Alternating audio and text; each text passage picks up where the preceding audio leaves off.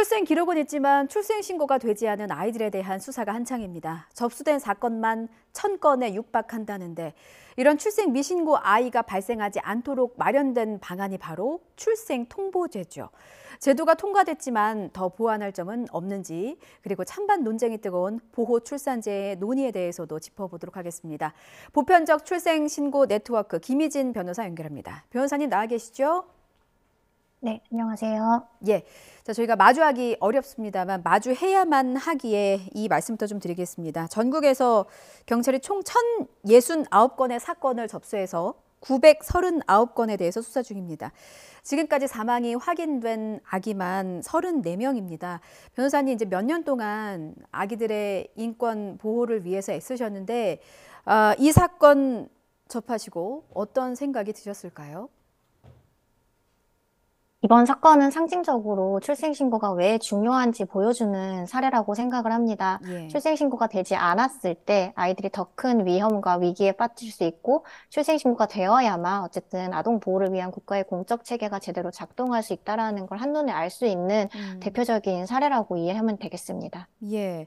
뭐 사실 지금까지 드러난 걸 보면 빙산의 일각이라 해도 과언이 아닐 것 같은데 변호사님 생각이 궁금해요. 이런 일들이 발생하기 전에 좀 진작부터 막을 수는 없었을까 이런 아쉬운 마음도 들 것 같은데 어떤 생각이 또 가장 먼저 드셨을까요?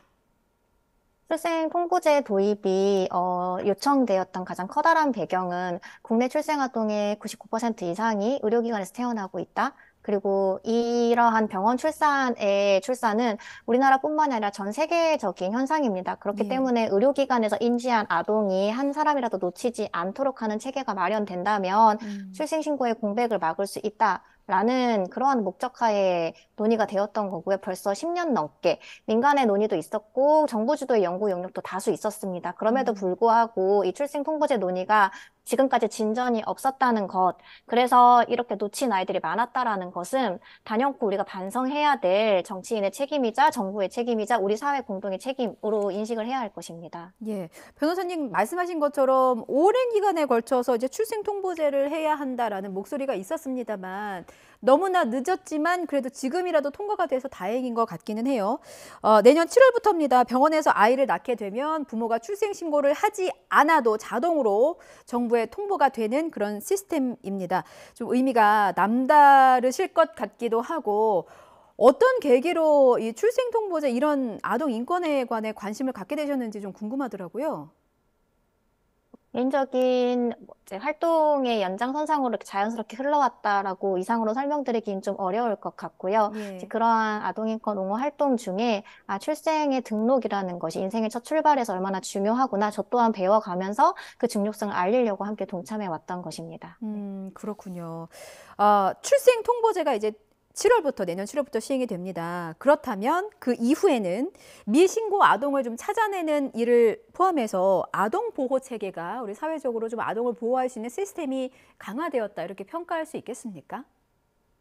네, 그렇죠. 이게 의료기관에서 태어난 아이는 어쨌든 공공기관의 부모의 출생신고 여부를 불문하고 인지가 되는 거잖아요. 예. 다만 이게 가족관계 등록을 하느냐 마느냐 그 결론만 바라봐선 안 됩니다.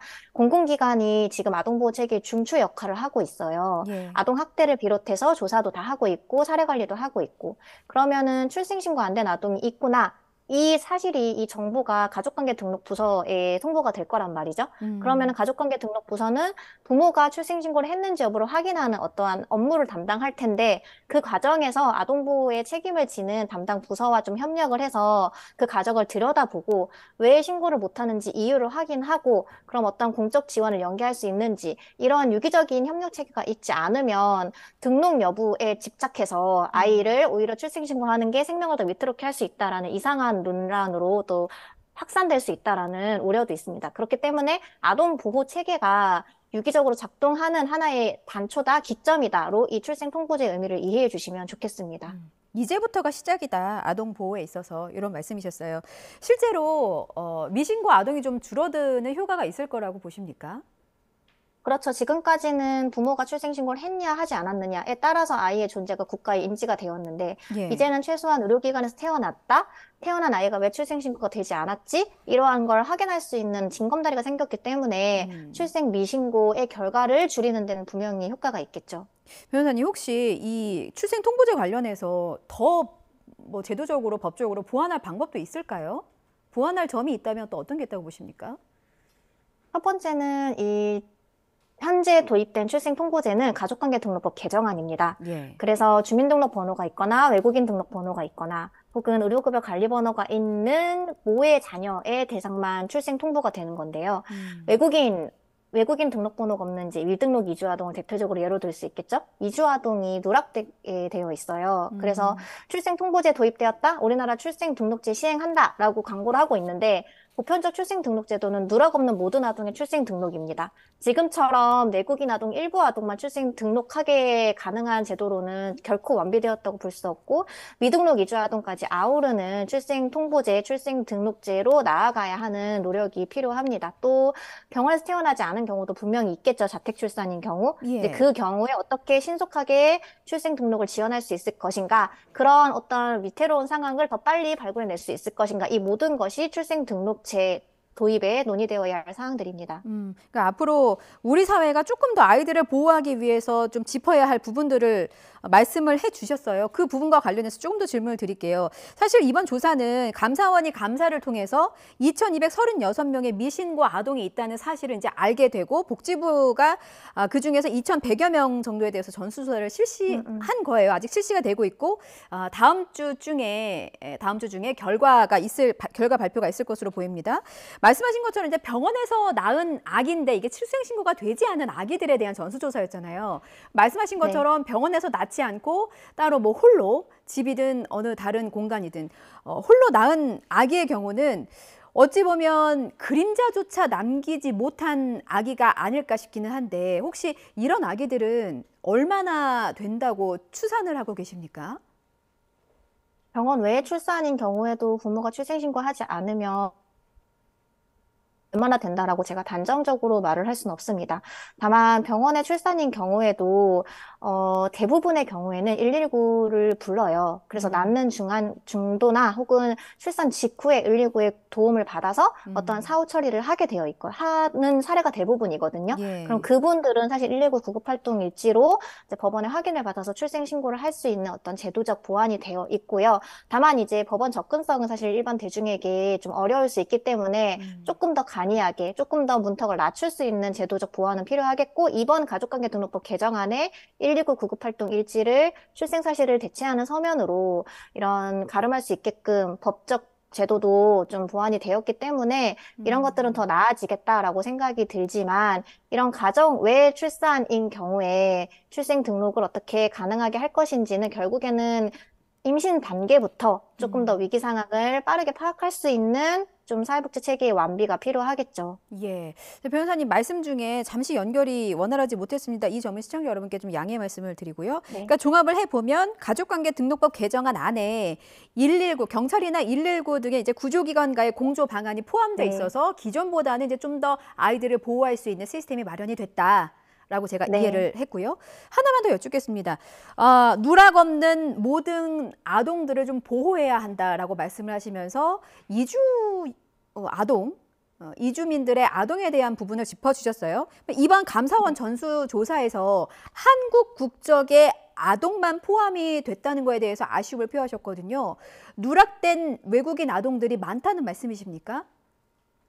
4천여 명 정도는 외국인 부모의 자녀였기 때문에 예. 이번 출생신고 여부를 조사하지 않았다라고 기사에 보도된 것을 보았습니다.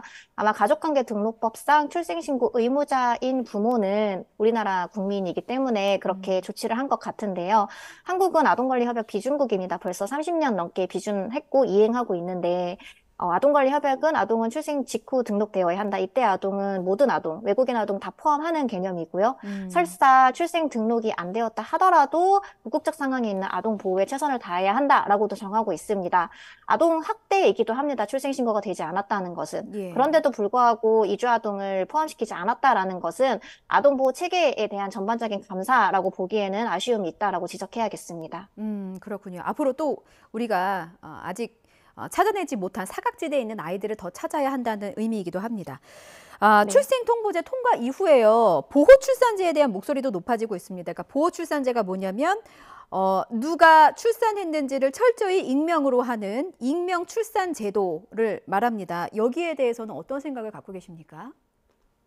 익명출산 제도를 도입할 단계는 절대 아니라고 말씀드리고 싶습니다. 이제 음, 출생통보제가 시행되었습니다. 출생통보제가 어떻게 제대로 정착하고 이 출생통보제를 시행하는 중에도 누락되는 아동은 없는지 그 제도적 완비를 구하기 위해서 행정인력과 예산을 투입해도 부족할 이 마당에 예. 보호출산제를 논의하는 건 적절치 않고 무엇보다 유엔아동권리위원회는 분명히 권고했습니다. 보편적 출생등록제를 시행하라. 다만 익명으로 아동을 출산할 수 있는 그러한 제도는 최후의 수단으로만 고려하라. 우리나라는 최후의 수단으로 이 제도의 필요성을 논의할 만큼 어떤 위기 임신 출산 지원 시스템, 가족 지원 시스템이 완비되어 있다고 결코 단언할 수 없거든요. 굉장히 부족한 실정이고 그러면은 이 제도를 어떻게 더 낫게 만든 다음에 그 다음에도 정말 누락된 아동이 있다, 보호가 필요하다. 그때 익명출산제가 검토될 수 있을지언정 지금 이 시점에 병행 도입은 정말 말도 되지 않는다라고 의견 드리고 싶습니다. 예. 변호사님, 보호 출산제와 관련해서는 좀 양분된 의견이 있어서 변호사님 의견하고 좀 반대되는 의견 측에서 좀 질문을 좀 드리겠습니다. 최후의 수단으로 검토되어야 할 부분이다라고 말씀을 하셨지만 사실 현실적으로 일단 준비된 임신이 아니고 원하는 임신이 아니었을 경우가 굉장히 많지 않습니까? 뭐 네. 범죄라든지 성폭행이라든지 혹은 10대라든지. 그러니까 아이를 임신은 했지만 낳아서 키우기는 현실적으로 어려운 분들이 많은 것도 사실이에요. 그래서 네. 이런 부분들은 물론 부모가 되면은 부양의 의무라는 것도 있습니다만 원치 않는 임신에 대해서 임신과 출산에 대해서는 사회적으로 좀 보호할 필요성도 있다라는 목소리도 만만치는 않거든요. 원치 않는 임신과 출산에 대해서 첫 번째 여성의 인생에 대한 자기 결정권을 보장하는 건 임신 중단에 대한 권리, 법제화부터 필요한 것이고요. 그 임신 중단에 대한 충분한 상담과 고민의 과정을 거칠 수 있는 선택지가 보장이 된 다음에 출산에 대한 어떠한 책임, 무게에 대한 사회 공동의 공감대도 높아져야 한다라고 생각을 합니다. 이게 낳고 난 다음에 아이를 보호해 준다라는 명목으로 입양 보낸다라는 건 사실 입양특례법이 전격적으로 개정된 게 2011년입니다. 그리고 다시금 이번 가족관계등록법 통과되던 날 입양특례법 전부 개정안도 통과되었는데 아동의 어떤 출신을 알 권리 그리고 부모 또한 그 책임을 다할 권리 그렇게 지난 수십 년간 노력해왔던 그 변화를 일거에 무너뜨리는 것과 다름없는 음. 제도적 수단이라고 말씀드려야겠습니다. 그렇군요. 워낙 그 의견이 팽팽해서 아이 그리고 아이를 출산한 부모를 함께 좀 보호할 수 있는 방안이 무엇인가에 대해서는 좀 더 사회적인 중지를 모아야 될 것 같고요. 변호사님, 마지막으로 저희 그 앞서 베이비박스와 관련된 리포트가 나갔습니다. 14년간 베이비박스에 유기된 아동이 2,000명에 달한다고 합니다. 그런데 이제 그 전수조사가 진행이 되면서 베이비박스에 유기된 아동들에까지 이제 경찰의 수사가 진행이 되니까 불안해하는 베이비박스에 아이를 맡겼던 부모들의 문의가 쇄도하고 있다고 합니다. 공포심을 갖거나 이제 불안해한다는 그런 상황인데 여기에 대해서는 어떤 의견을 갖고 계신지요? EU에서 아동 유기를 막기 위한 어떠한 전략 중 하나로 익명출산이나 베이비박스를 불법화하라. 합법화하는 것은 안 된다. 하지만 그들을 처벌하는 것이 능사는 아니다라는 말을 했습니다. 예. 어쨌든 간에 봉박한 상황, 어려움이 있는 그런 부모들이 아동 양육을 고민할 수밖에 없고 그 음, 선택지로 지금 현재 존재하고 있는 베이비박스를 떠올리게 되는 건데요. 예. 사실 거기에 대한 가장 큰 가해자는 우리 사회입니다. 그들을 보호하지 못했던 정부와 우리 전반적인 사회 분위기라는 것부터 우리가 재인식해야 될 것 같고, 물론 현행법상 베이비박스에 아동을 두고 가는 것은 아동 유기가 맞습니다. 음, 다만 그 아동 유기에 이르를 수밖에 없게 만든 우리 사회 전반에 대해서 좀 반성을 한다면 이게 마냥 범죄자로 취급할 것이 아니라 음. 어떠한 그들의 사정을 한번 들어보고 그리고 아동을 양육할 수 있도록 만드는 전환의 계기가 되어야지 지금처럼 이렇게 수사를 전개하는 것은 어쨌든 사회 전반적으로 좀 공감대를 형성하는 변화에는 기여하지 못하겠다라는 우려가 들기도 합니다. 그렇군요. 베이비 박사와 관련해서는 뭐 말씀하신 것처럼 영아 유기를 부추긴다는 비판도 있고 혹은 키울 수 없는 이들에게는 최후의 보루로서 기능하고 있다는 옹호의 의견도 있습니다. 이제 결론적으로는 이제 이들을 모두 다 보호하기 위해서 공공의 역할이 강화돼야 한다는 것이고 이번 계기를 통해서 사회적인 인식, 제도 개선의 필요성을 저희가 함께 공감하고 좀 나누었다라고 정리를 해보겠습니다. 여기까지 듣겠습니다. 지금까지 보편적 출생신고 네트워크의 김희진 변호사였습니다. 잘 들었습니다. 감사합니다.